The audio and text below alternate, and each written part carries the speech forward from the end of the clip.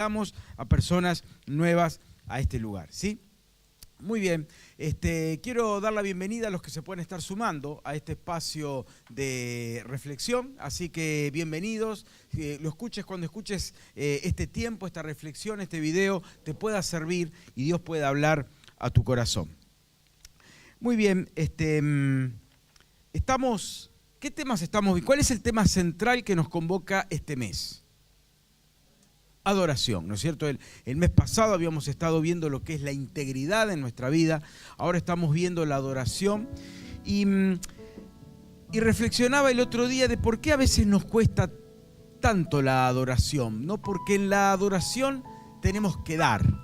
Fíjense que nos resulta bastante fácil pedir, porque es para mí, o inclusive podemos agradecer, porque bueno, agradezco por algo que recibí, pero nos cuesta a veces más la adoración porque es dar, ¿no es cierto? Y cuando se trata de ocuparme de otro que no sea yo, es más difícil, ¿no? En un mundo donde el individualismo, el egocentrismo son tan populares, ¿no? Todo tiene que pasar por lo que yo siento, lo que yo quiero, lo que a mí me gusta, lo que estoy necesitando, y cuesta más enfocarnos en otro y en el caso de la adoración en la persona de nuestro Dios. Y hoy vamos a reflexionar en las frases finales, ¿no?, que tiene el banderín allí, que nos dice, habíamos visto el otro día todo nuestro hacer, con el pastor Nicolás Vega, habíamos estado reflexionando en nuestro hacer, lo que hacemos para Dios. Y hoy vamos a reflexionar un poquito en la modalidad de nuestra adoración, que dice que es con alegría o gozo auténtico, ¿sí?, con gratitud profunda y con compromiso santo. Con gozo auténtico, con gratitud profunda y con compromiso santo. Se seleccionaron estas frases porque si bien no es un texto bíblico claramente, pero el gozo, la gratitud y el compromiso tienen que ver directamente con nuestra entrega al Señor. Tienen que ver con lo que Dios es para nosotros, porque la adoración trae a nuestra mente lo que Dios es para nosotros. No es un ritual, no es una práctica forzosa, sino que surge de cuando tengo delante mío presente lo que Dios es para mí. Yo quiero analizar tres situaciones donde para cada una de estas frases, el gozo, la alegría auténtica, la gratitud profunda y el compromiso santo. Quiero leer primero con ustedes en 2 Samuel, capítulo 6, versos 12 al 16. 2 Samuel, capítulo 6, versos 12 al 16. Es una situación particular que vive el rey David, una situación muy destacada en cuanto a que no se da otra situación de este tipo en ningún rey, por lo menos que yo tenga presente, descripta en la Biblia.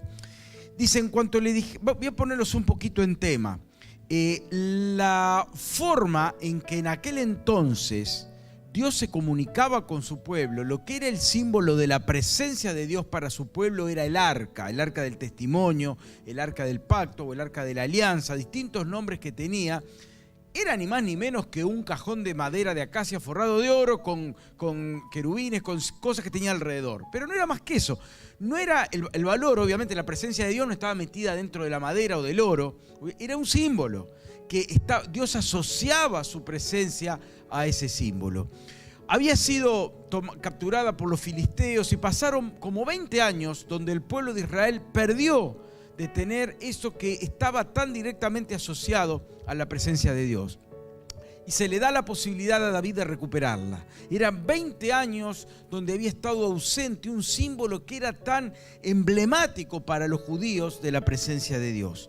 Y ahora lo pueden recuperar. Y ocurre esto, dice, en cuanto dijeron al rey David que por causa del arca del Señor había bendecido a la familia de Obed-edom y toda su hacienda, había estado 3 meses ahí, estaban a la expectativa de qué iba a pasar, y vio David que la presencia de Dios seguía trayendo bendición a través de ese símbolo.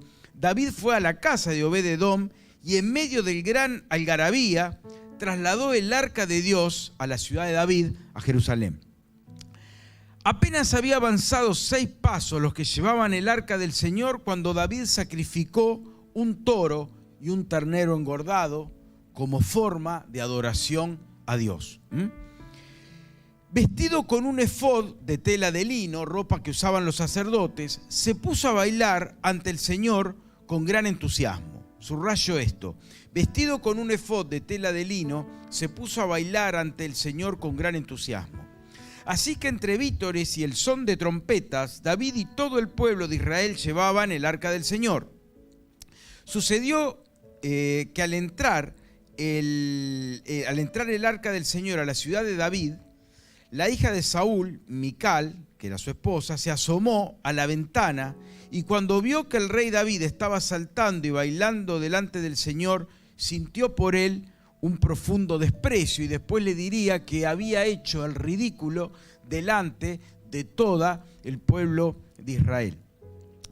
Lo que pasa que, claro, él estaba vestido con pero fíjense que era una ropa usada para el sacerdocio, no para adorar. Pero claro, no eran vestiduras reales y era una situación única, era toda una situación extraordinaria la que se estaba dando, porque habían podido recuperar lo que para Israel tenía una importancia tremenda para un israelita tenía el arca. Entonces era un evento importantísimo, relevante. Y ¿qué hubiera sido lo esperable? Que el rey hubiera estado vestido con sus vestiduras reales, con toda la pompa, hubieran armado un escenario, hubieran armado algo fastuoso y pomposo, y ahí, delante de todos, se hiciera este acto de traer el arca. Pero ocurre algo tan diferente. David estaba tan feliz, estaba tan contento, realmente él veía que volvía la bendición de Dios a su pueblo. No era un evento aislado, no era traer un amuleto, era que la presencia de Dios se hacía notoria en medio del pueblo y David estaba feliz. Al punto que cuando capaz que el protocolo decía que tenían que llegar hasta Jerusalén con eso, pero David no se aguanta y ahí en medio, con tanta alegría, con tanto gozo, hace un sacrificio ahí. Y danzaban, me lo imagino, claro, era como ropas que no eran para un rey, definitivamente. En un evento tan importante donde todo el mundo lo veía, quizás más de uno pensó lo que su esposa pensó. Hoy hiciste el ridículo, hoy te comportaste como cualquiera menos como un rey, ¿no? Y sintió desprecio hacia él.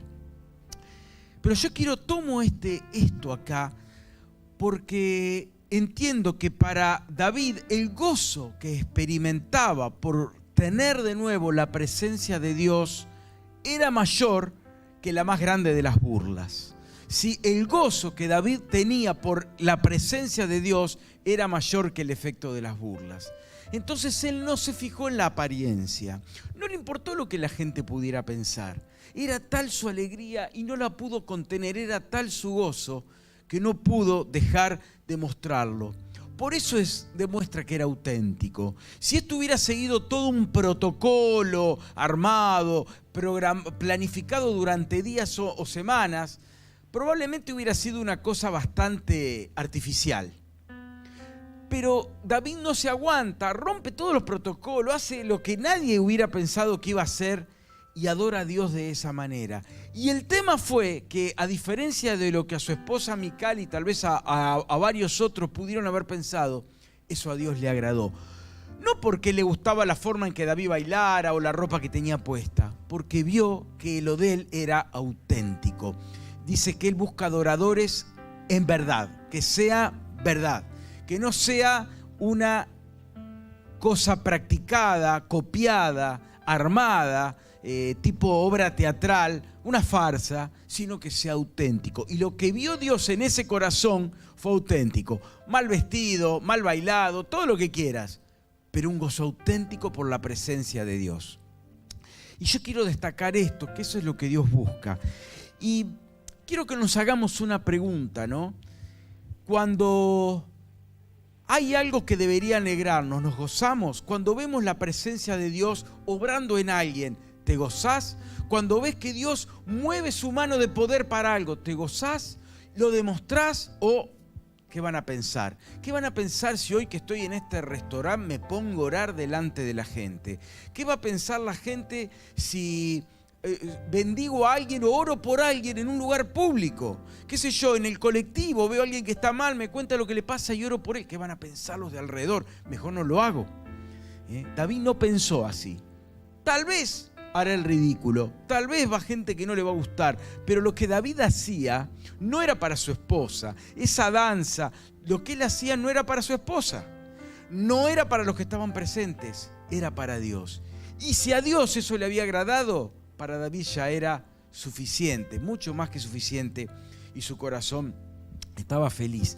¿Te alegrás cuando la presencia de Dios se hace notoria en vos o en los que te rodean? ¿Tenés temor del qué dirán? De manifestar que sos un hijo de Dios, de que sos un cristiano, de que tenés el gozo por tu salvación. ¿Tenés temor a que te conozcan? ¿Saben en tu escuela que sos cristiano? ¿Saben en tu universidad que sos cristiano? ¿Saben en tu trabajo que sos cristiano? ¿Lo saben?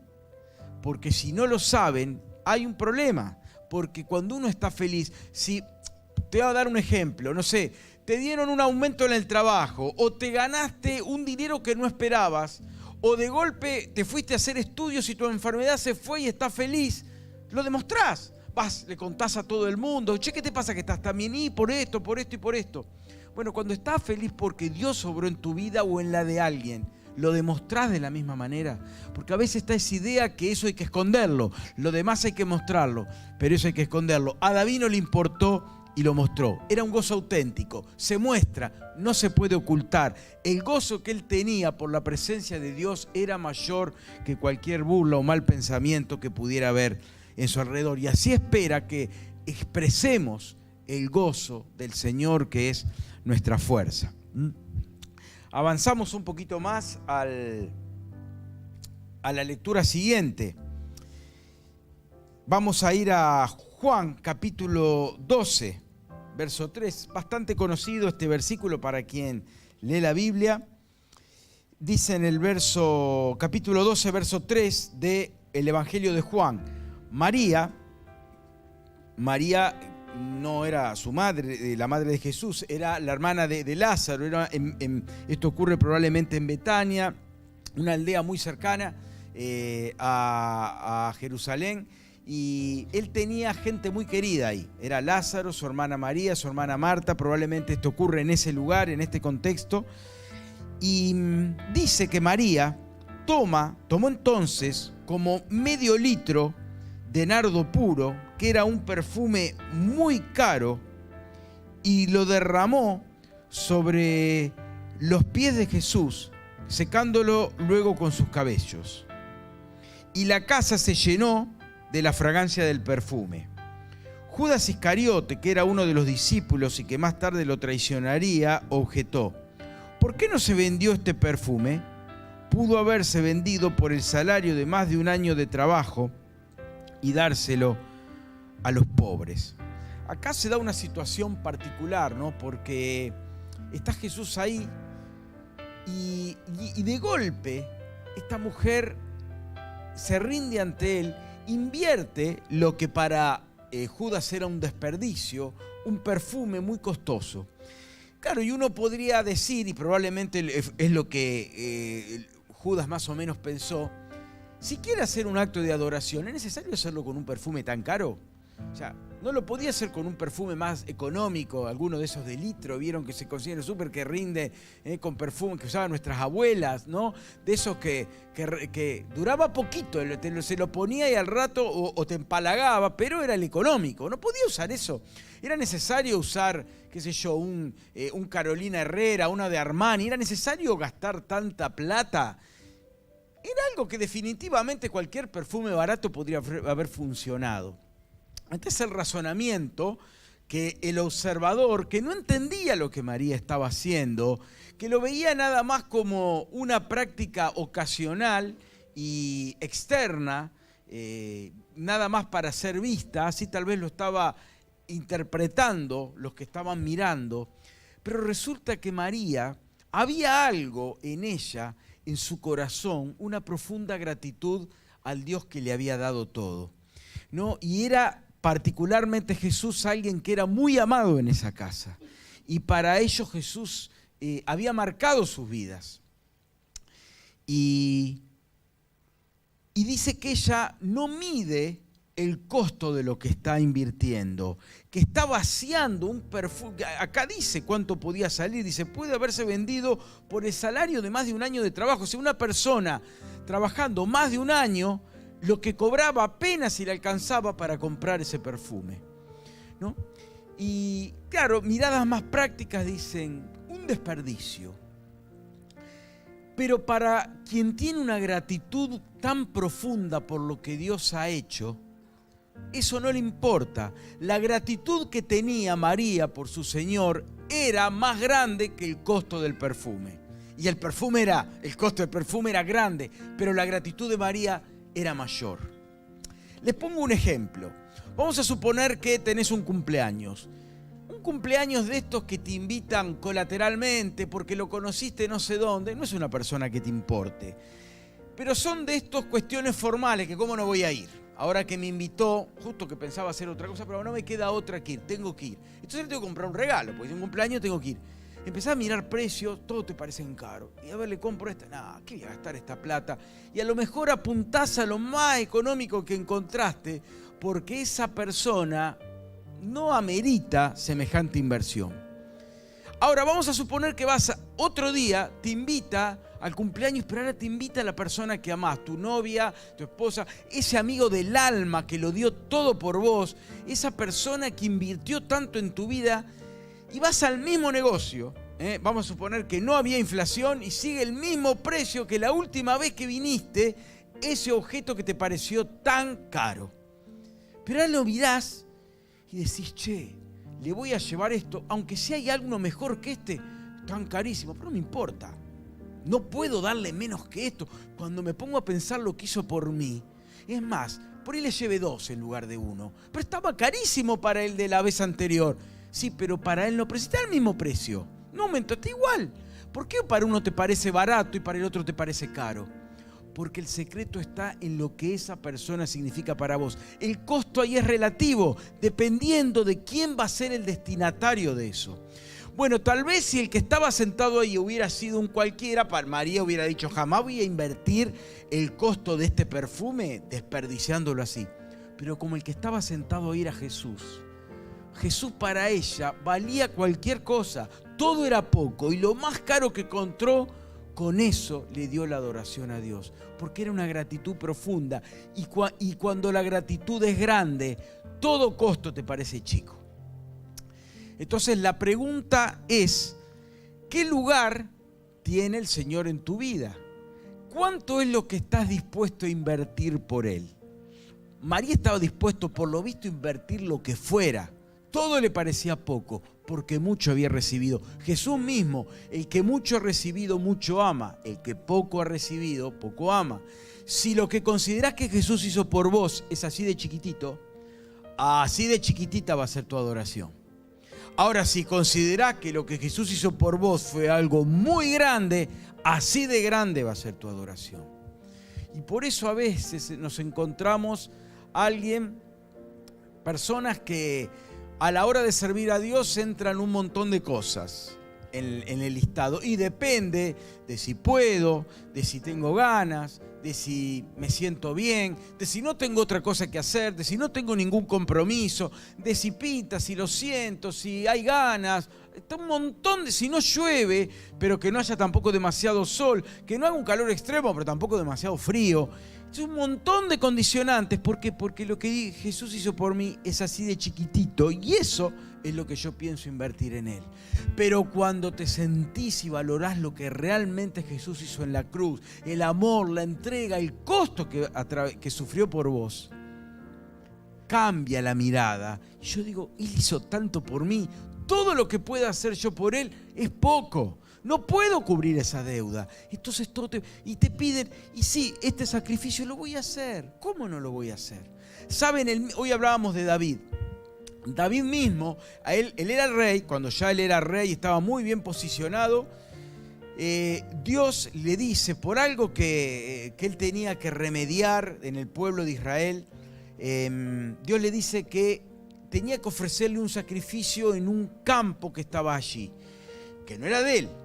Entonces él va y habla con el dueño y le dice, yo necesito este campo porque Dios me pide que lo tenga para ofrecerlo. Y él, al ver que es el rey que se lo pide, le dice, Señor, es tuyo, le dice al rey, su majestad, yo se lo doy, a partir de hoy es suyo. Y David le dice, no, si yo esto es para ofrecer un sacrificio a Dios, yo no puedo ofrecerle a Dios un sacrificio que nada me cueste. Voy a comprar por su justo precio de propiedad, no me importa, porque el destinatario de esto lo vale. Entonces yo lo voy a pagar. No puede ser que me lo regalen, lo quiero pagar. Quiero pagar el costo porque al que voy a darle este sacrificio hizo mucho más por mí que lo que yo puedo hacer hoy por él. Entonces él no le pareció poco. A lo mejor si era para otro tema, dice, no voy a hacer esta inversión. Pero si el destinatario era Dios, ¿cómo no lo iba a hacer? ¿Qué es lo que estás dispuesto a hacer por el Señor? ¿Dónde está posicionado Jesús en tu escala de valores? Arriba de todo, en el medio, bien abajito, diría centroamericano, bien allá abajito. ¿Dónde está posicionado Jesús en tu escala de valores? Porque eso va a determinar cuánto estás dispuesto a hacer por Él. ¿Cuánto considerás que Jesús hizo por vos? ¿Cuánto considerás hizo por vos? Cuando la gratitud es profunda como lo que tenía esta mujer, la adoración brotó espontáneamente y no miró costos.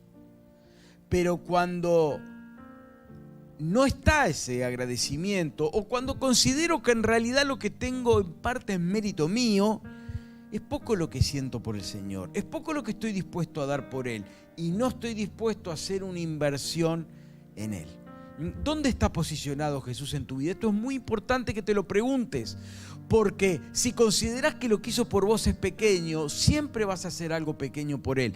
Pero si mirás en la Biblia lo que verdaderamente Jesús hizo por vos, te das cuenta que es enorme. Él pagó el precio. Ni vos ni yo nos merecemos la salvación, pero dice que Jesús pagó el precio de nuestros pecados. Esto es redimir, es liberar a un cautivo mediante el pago de un precio. ¿Cautivos de qué? Si yo no vivo en ninguna cárcel, yo soy un ciudadano libre, nunca hice nada malo. Cautivo de nuestros pecados, porque nuestra vida, nuestro comportamiento nos condena delante de Dios. Todos, sin excepción, hemos transgredido la ley de Dios. Ninguno estamos a la altura de sus estándares de vida.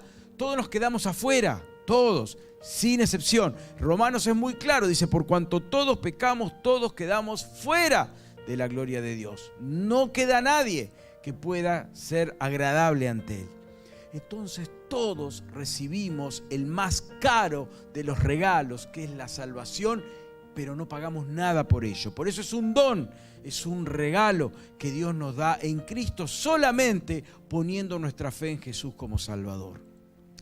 Pero a veces, sobre todo si tenemos muchos años de cristianos, o tal vez nacimos en hogares cristianos, nos hemos acostumbrado tanto a eso que dejamos de valorarlo, ¿no? Siempre ponemos el ejemplo de lo que es la salud. El que siempre ha estado bien se acostumbra y toma como que es lo normal tenerlo, hasta que un día te pasó algo y perdiste la salud por tiempo, y ahí cómo la empezás a valorar, cómo cambia tu mirada cuando sos consciente del precio que pagó el Señor por tu vida. Y esta mujer estuvo dispuesto a pagar ese alto precio y le pareció poco.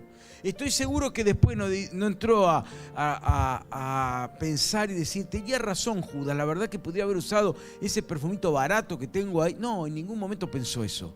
Al contrario, habrá dicho, lo que invertí es poco comparado con lo que recibí. El valor que el Señor tenía para ella era mayor que el costo del perfume. Entonces, todo costo le pareció barato. ¿Dónde está posicionado el Señor en tu vida? ¿Estás dispuesto a invertir por Él como Él invirtió por vos? ¿Estás dispuesto a poner de tu tiempo, de tu esfuerzo, de tu dinero, de tu sacrificio, de tu agenda tan abultada para invertirlo para el Señor? El que mucho ha recibido, mucho está dispuesto a dar. Gratitud profunda. María no le importó el costo del perfume.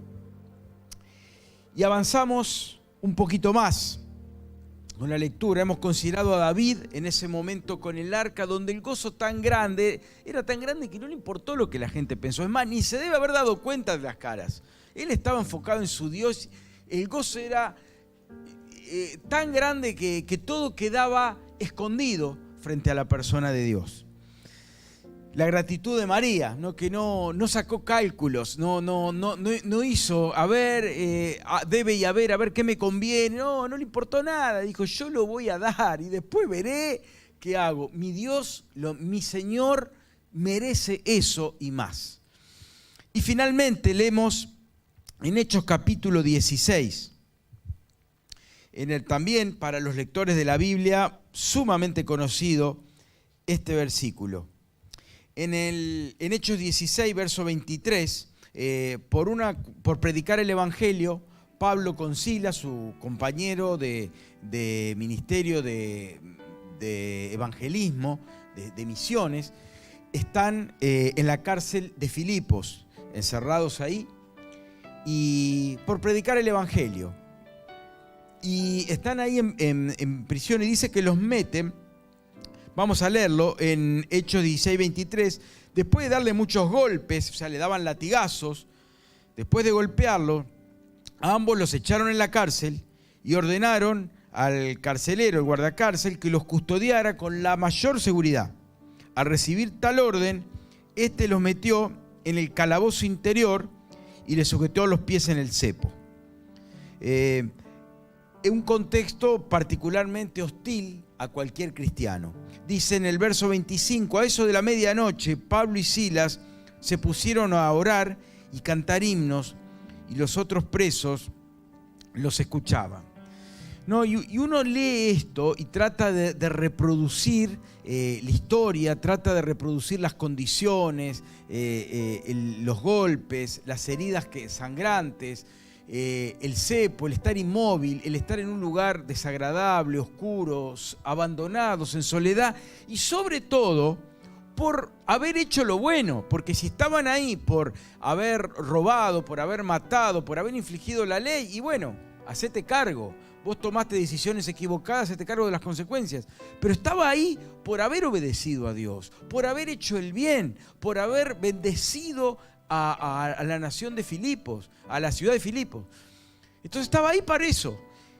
Y en medio de todo eso, en un contexto que uno diría es realmente para levantar la cabeza y empezar a preguntarse, ¿de qué sirve ser cristiano? ¿De qué sirve, Señor, ser un misionero tuyo? Transpirar la camiseta por el Evangelio para que me pagues de esta manera. Eso sería un razonamiento que no sería alocado, un planteo que sería posible.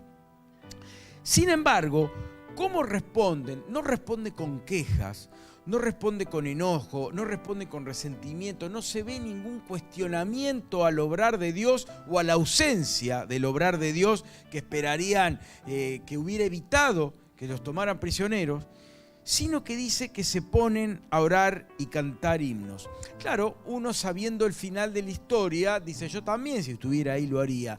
La pregunta es que ellos no sabían el final de la historia. Y si de golpe los ejecutaban, y si era la última noche de vida que tenían, o si los tenían ahí un mes encerrados, o si le hacían sufrir cualquier tipo de cosas, nadie sabía el final de esa historia. Y ellos se ponen a cantar. Ahora, ¿por qué pueden cantar?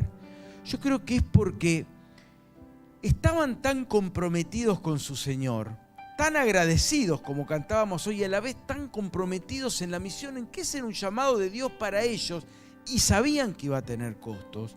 Estaban tan comprometidos con su Señor que ellos no ven eso como un abandono de parte de Dios, sino que entienden que es parte del obrar de Dios. Y si es parte del obrar de Dios, descansan en eso.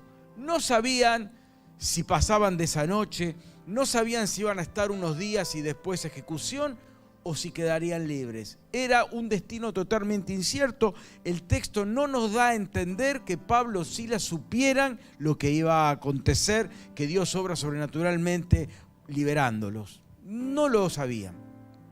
Lo cierto es que ellos empiezan a adorar ahí. Y decime vos si es uno... trata de a veces de espiritualizar esto y se imagina que a lo mejor hasta de golpe se escuchó, una música angelical, ahí estaba Miel San Marcos o Barak con todo, y se escuchaba la alabanza, pero no había nada de eso. Estaba lleno de reos, era toda gente malviviente, el mismo guardacárcel, una persona rústica, sin duda curtida por la violencia, por el mal, era toda mala gente que estaba ahí. No es un lugar realmente para adorar, aparte no estaba en una cama reclinable, en una butaca reclinable, estaba en el fondo de una cárcel maloliente, abandonado por Dios, entre comillas, en una mirada humana.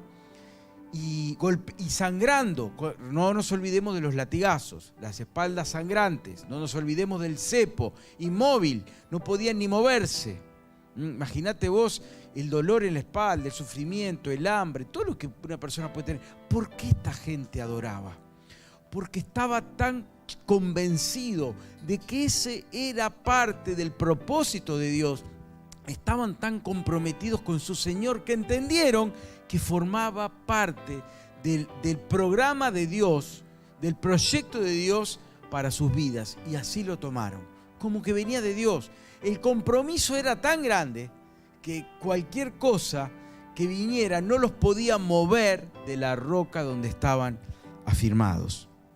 El compromiso que tenían con el Señor era mayor que la adversidad que estaban enfrentando. El compromiso que tenían con su Señor era mayor que la adversidad que estaban enfrentando. No es que empezaron a cantar cuando el Señor los liberó, porque eso sería más entendible. De golpe se te caen las cadenas, de golpe se abren las celdas, como ocurrió después.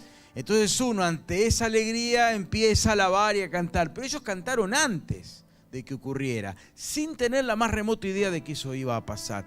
Y esto es lo que se destaca, es ese compromiso a fuego, el compromiso santo que dice ahí, que no es momentáneo, no es nominal, no es a la hora de que la gente te vea y diga, uy, yo quiero ser como él, no era a la hora que te encomiendan, era cuando ya nadie estaba pendiente de ellos, no había espectadores ahí.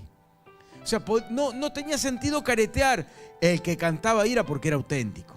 Ahí no te estaba mirando nadie para decir yo quiero ser como él. Eso era auténtico, no era careteo, no era una cuestión meramente de las apariencias. Eso surgía de adentro. Era un compromiso santo, fundamentado en la palabra de Dios, apartado de cualquier cosa humana. Eso venía de Dios. Y la pregunta que yo quiero que nos hagamos es, vos y yo, ¿nos desanimamos rápidamente frente a la adversidad? Porque a veces pareciera que nuestra fe está condicionada al entorno, a la evidencia. Si me va bien en el trabajo, me dieron el trabajo que quería y el aumento que quería, gloria a Dios, testimonio, bendición, me pongo las alabanzas a full. Pero de golpe me llegó el telegrama, ¿dónde estás, Señor, vos? Yo que te pedí. O la salud, cuando me enteré que me sané, gloria a Dios, todo. Pero si me entero de malas noticias, o problemas familiares que no esperaba tener, o adversidad, porque la verdad es que en este mundo que vivimos, nada es así de color de rosa, lo vemos a diario, con la economía, con problemas de familia, problemas de salud, problemas laborales, lo vemos todo el tiempo. Y si depende de que las cosas salgan bien para adorar a Dios, nos vamos a encontrar que nuestra vida fluctúa todo el tiempo, todo el tiempo. Que Dios nos dé a cada uno la madurez espiritual para poder adorar a Dios más allá de las circunstancias, más allá de la evidencia que está a nuestro alrededor. Cuando todo va bien o cuando nada va bien. Cuando estamos en el mejor lugar o cuando estamos en el fondo de la celda, como le tocó, por ahí no una celda física, porque a ninguno nos van a dar latigazos para encerrarnos en una celda. Gracias a Dios que ya no vivimos en una situación así. Pero sí podemos estar en una celda espiritual, atrapados, encerrados en dolores, en angustias, en preocupaciones, en adversidad, que uno se siente como que estuviera con un cepo, porque se siente atado de manos, se siente solo, se siente abandonado, se siente que Dios se fue, no está. Poder adorar a Dios de esa situación también, como lo hicieron ellos, que Dios nos dé ese compromiso santo que nos permite adorar a Dios a pesar de las circunstancias, a pesar de la evidencia, a pesar de la adversidad. El compromiso que tenían con el Señor era más fuerte, más grande que la adversidad que estaban enfrentando. Y por eso pudieron hacer lo que hicieron. 3 situaciones, 3 personas, David, María, Pablo y Silas, logran poder adorar a Dios en contextos que no son para nada los ideales. David lo tiene que hacer en medio de las burlas, María lo tiene que hacer en medio del juicio de alguien que considera que está haciendo un desperdicio y que está malutilizando sus bienes, y Pablo y Silas en un contexto de encierro, de dolor, de sufrimiento. Pero pudieron adorar a Dios genuinamente. Uno lo hizo con un gozo irrefrenable, otra con una gratitud enorme, otro lo hizo con un compromiso inquebrantable. Y necesitamos, cristianos, que puedan vivir gozosos más allá de los problemas cotidianos, de cristianos que vivan, que la gratitud por el Señor los mueva a hacer lo que otros no harían, y que tengan un compromiso tan grande que el mayor de los problemas, la más grande de las adversidades, no puedan detenerlo. Si solamente cuando recibimos bienes nos gozamos en Dios y ante la adversidad nos rendimos, poca es tu fe. Dice Proverbios, si ante el primer problema te desanimas, muy débil es tu fe. ¿Somos de los que claudicamos ante el menor problema? ¿Somos el que decimos, bueno, hasta acá llegué? Yo me esforcé, yo puse de mí, se acabó, hasta acá llegué, que siga otro. ¿O somos de los que seguimos para adelante, entendiendo que alguien hizo ya mucho más y que todo lo que podamos hacer es poco con aquel que lo dio todo? Todo lo que podamos agradecer es poco con aquel que nos dio todo. Todo lo que podamos expresar es poco ante aquel que nos lo dio todo. Dios espera que nuestros corazones sean agradecidos. Dios espera que de nuestro ser nos motive. Dios necesita esa clase de cristianos que van para adelante, que son adoradores, y esa adoración los lleva a la acción. Pero se mueve no porque hay que hacerlo, no porque tengo que venir acá porque si no vengo me van a retar, o tengo que cumplir con esto porque si no ya alguien va a andar hablando mal de mí. No tiene que ser esa motivación. En consecuencia, servirá para eso también, pero la principal motivación es que el Señor ya lo dio todo por mí, y todo lo que yo haga, diga, haga, siempre va a ser poco comparado. Muchos han tomado esta figura del perfume y ha inspirado canciones, perfume de alabanza. De hecho se llamaba un grupo antiguo que cantaba canciones porque uno de sus temas era ese: tengo un perfume para ti y que es mi adoración, ¿no? Y lo mencioné ya alguna otra vez, que en el tabernáculo, que después sería el templo, ya cuando estaban en un lugar fijo en Jerusalén, había un altar que era el altar del perfume. Ahí no se quemaban animales, no holocausto, era solo perfume, incienso, hierbas aromáticas, se quemaban ahí. Eso no era para purgar un pecado, para pedir perdón por algo, no. Eso era adoración. Eso era un perfume, no era para pedir perdón por lo que hice el otro día, que estuve mal, no, eso era adoración. El sacerdote que quemaba ahí el perfume, el incienso, era un olor grato al Señor, era adoración. No venía a pedir perdón, ni siquiera venía a dar gracias, era decir: Señor, sos lo más importante, espero que esto sea agradable delante tuyo. Y Dios espera que nuestras vidas sean un perfume que llegue grato ante su presencia. ¿De qué manera? Viviendo vidas acorde a sus demandas, a sus mandatos. Vivir vidas que no estén manchadas por el pecado, que no sean egoístas, que no sean egocéntricas, sino que se prodiguen, que den, y que nuestra vida perfume en ese altar, que nuestra vida sea ese altar del perfume, ese altar de metal donde sale como en la antigüedad un perfume agradable a Dios. La pregunta: ¿cómo es mi vida? ¿Es tu vida una vida que agrada a Dios? ¿Podría decir Dios que siente un perfume agradable cuando ve nuestra vida? o está tan manchada y contaminada que lo que sale de ahí no es agradable a Dios.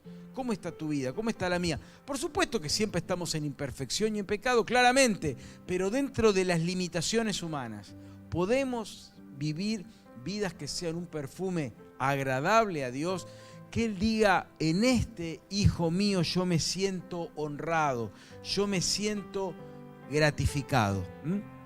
¿Qué te parece si cerrás un minutito tus ojos y te pongas a pensar qué cosas Dios me ha dado por las que yo les debo agradecer? ¿Tengo algún motivo para agradecer? ¿Tengo algún motivo para gozarme? ¿O solo estoy enfocado en el noticiero, en las malas noticias que escuché de los costos, de la inflación, del dólar, de qué sé yo cuánto? Estoy pendiente de eso, de los paros, de las internas, me nutro todo el tiempo. ¿Ese es mi combustible? Porque si no, no hay nada para agradecer. Pero ponete a pensar, ¿tenés motivos para agradecer a Dios?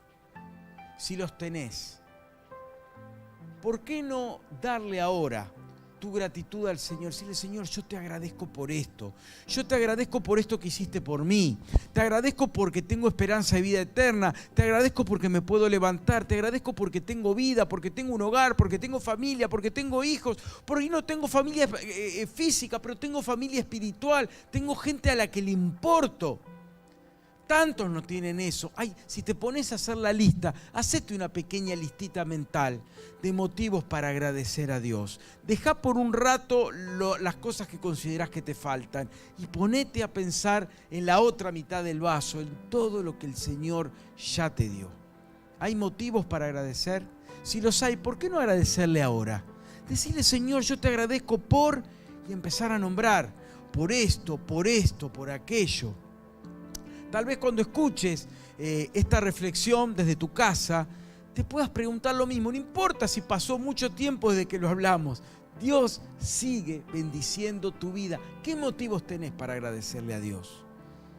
Hay muchos. Ponete a pensar y decirle: Señor, gracias. Señor, gracias. Señor, gracias por esto, gracias por aquello. Quiero alabarte. Quiero que esta gratitud profunda me lleve a ser un adorador en espíritu y en verdad, y me lleve a ser